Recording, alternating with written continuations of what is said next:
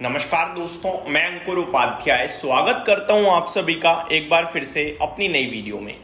दोस्तों, Israel Iran का मामला मैं आप सभी के साथ ऑलरेडी डिस्कस कर चुका हूं, लेकिन क्या अमेरिका हकीकत में रिसेशन की तरफ तेजी से बढ़ रहा है और इसके पीछे खुद अमेरिका ही सबसे बड़ा रीजन है।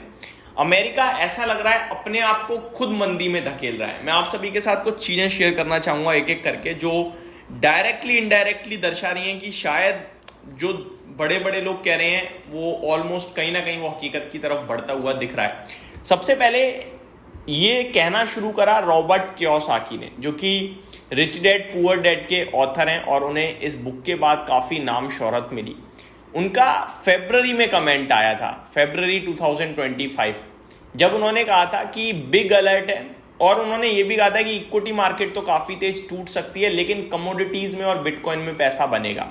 जहाँ पे bitcoin can surprise you in upside उनके वर्ड्स थे, जहाँ पे गोल्ड को लेकर बहुत बुलिश थे, जहाँ पे सिल्वर पे भी वो पॉजिटिव राय रख रहे थे, लेकिन इक्विटी मार्केट पे वो चिंता जता रहे थे। हालांकि फरवरी के लो से बाजार काफ़ी रिकवर करता है, अच्छा करता है, बट अभी रिसेंटली उनका फिर से कमेंट आता है जहाँ पे वो फिर चिंता जताते हैं और कहते हैं कि सावधान हो जाओ और ये जो उछाल है इसमें निकलने की कोशिश करना। बट हम लोग उस पर ट्रस्ट कर ही नहीं रहे थे। बट अभी last week treasury secretary Scott Bessent खुद कह रहे हैं कि अगर डेट सीलिंग पास नहीं हुआ, डेट सीलिंग अप्रूव नहीं हुआ, तो अमेरिका रिसेशन में जा सकता है। और ये ऐसा रिसेशन होगा जो 2008-9 से भी बड़ा हो सकता है, फाइनेंशियल क्राइसिस। और आपको पता है 2008-9 में कितनी कंपनियां तबाह हो गई थी इस क्राइसिस के चलते। जो कंपनियां लीडरशिप पोजीशन में थी वो तबाह हो गई। ये क्राइसिस कैसे आ सकता है और कैसे अमेरिका इसकी तरफ तेजी से बढ़ रहा है, मैं उसके बारे में अब बात करता हूं।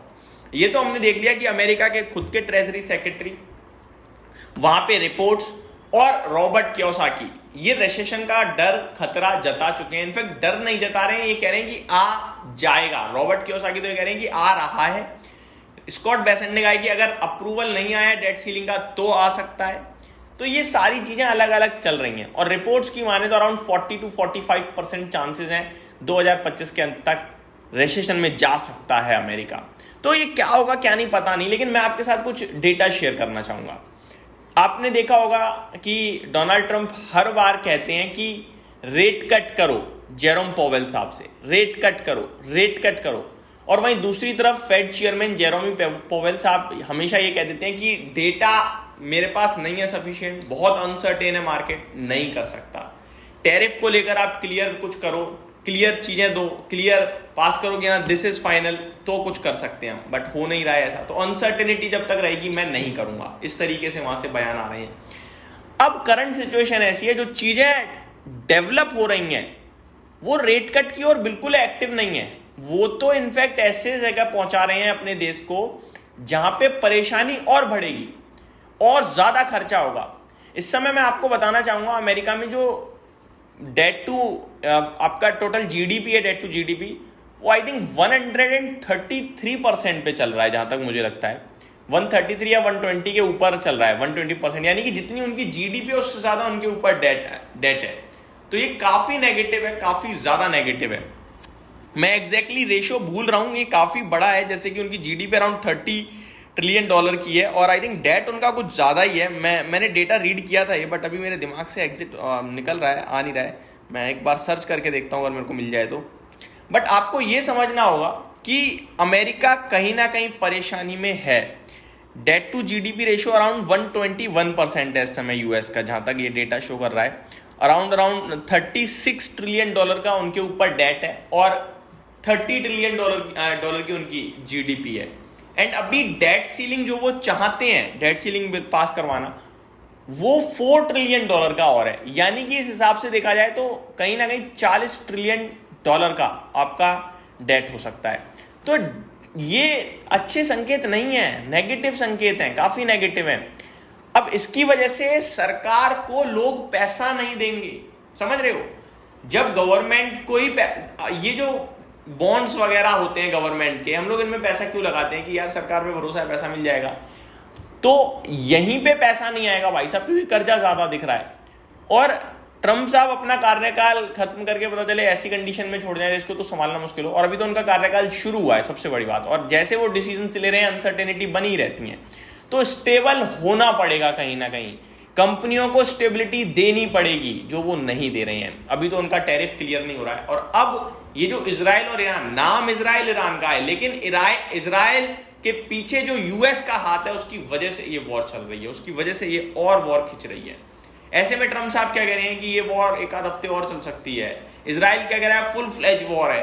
तो ये सारी चीजें नेगेटिव हैं, क्योंकि इससे कच्चा तेल महंगा होगा और कच्चा तेल अमेरिका के लिए भी महंगा होगा, उनके इन्फ्लेशन पे भी इंपैक्ट आएगा।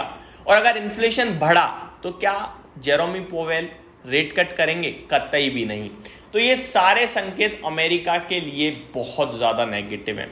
और दोस्तों अगर इनमें से कुछ होता है तो भारत या दुनिया भर के किसी भी मार्केट की बात करें सही नहीं होगा, क्योंकि इंपैक्ट फिर चौतरफा आ जाएगा उस क्राइसिस का। आपका कच्चा तेल का बढ़ना तो हमारे लिए डायरेक्ट नेगेटिव है ही है, लेकिन अमेरिका रिसेशन में गया तो आईटी स्टॉक्स, फार्मा स्टॉक्स जो भारत के लिए बड़ा रेवेन्यू देते हैं प्रॉब्लम में फंस जाएंगे, ऑटो कंपनियां प्रॉब्लम में फंस जाएंगी, बहुत बड़े लेवल पे बिजनेस चलता है हमारा वहाँ से, ये सब दिक्कत में आएगा। और एक दूसरे से ना लिंक है कहीं ना कहीं सब कुछ, तो ये सब प्रॉब्लम में आ जाएगा जो कि नेगेटिव होगा। तो क्या ये सही हो रहा है नहीं हो रहा है, इसका जवाब वन वर्ड में अगर किसी से भी पूछें तो वो यही कहेगा नहीं हो रहा है। लेकिन प्रॉब्लम ये है कि ये कब तक ऐसे रहने वाला है। क्या ये इजराइल और ईरान हकीकत में लंबा खींचेगी? क्योंकि इनका जो देखो हर चीज के पीछे एक रीजन होता है, हर चीज के पीछे, और वो रीजन अगर सॉल्व हो जाए तो सब ठीक है। लेकिन यहां इस केस में रीजन क्या है? अमेरिका कह रहा है ईरान से हमारे साथ न्यूक्लियर डील कर लो, न्यूक्लियर वीपन्स की डील कर लो। ईरान तैयार ही नहीं है, क्लियर कट। तो ये मामला अपने आप में बहुत पेचीदा हो गया है। जो चीज जो वजह है वो वजह एक्सेप्ट ही नहीं हो रही है, और ये मामला बढ़ रहा है, लड़ाई बढ़ रही है, जिसकी वजह से कच्चा तेल उबल रहा है, जिसकी वजह से अमेरिका में रिसेशन की जो परसेंटेज है वो और बढ़ सकती है, और भारत पे तो कच्चे तेल का डायरेक्ट इंपैक्ट आएगा ही आएगा। हालांकि अभी अलर्ट वगैरह तो नहीं, बट ये डिटेल्स मैंने आप सभी के साथ इसलिए शेयर करी क्योंकि वीकेंड है और आपको ये डेटा पता होना बहुत जरूरी है, सो दैट आप आगे ना कहो यार ये क्वेश्चन तो समझ ही नहीं है मुझ समय। यही समाप्त करता हूँ इस वीडियो को, उम्मीद करता हूँ डिटेल्स पसंद आई होंगी। Thank you so much for watching this video, have a great day guys.